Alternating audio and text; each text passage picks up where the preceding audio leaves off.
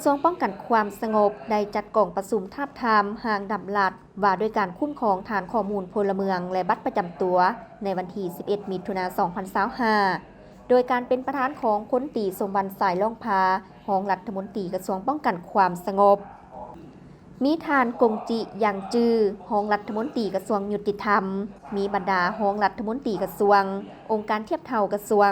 หัวหน้าห้องว่าการกลุ่มใหญ่กลุ่มและคะแนนการที่เกี่ยวข้องเข้าร่วมพลจัตวากีจันทวงศารองหัวหน้าห้องว่าการกระทรวงป้องกันความสงบได้เสนอหางดำลัดว่าด้วยการคุ้มครองฐานข้อมูลพลเมืองและบัตรประจำตัวซึ่งประกอบมี 11 หมวด 45 มาตราดำรัสฉบับนี้กำหนดหลักการระเบียบการและมาตรการเกี่ยวกับการคุ้มครองและติดตามกวดกาเวียกงานฐานข้อมูลพลเมืองและบัตรประจำตัวเพื่อเฮ็ดให้เวียกงานดังกล่าวมีประสิทธิภาพและมีประสิทธิผลแนวใช้เฮ็ดให้ฐานข้อมูลพลเมืองและบัตรประจำตัวถูกต้องชัดเจนทันสมัยว่องไว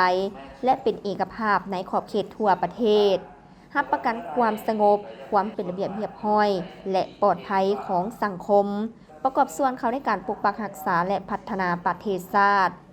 ในกองประชุมก็ได้ประกอบคำคิดเห็นของบรรดาผู้เข้าร่วมกองประชุมเป็นต้น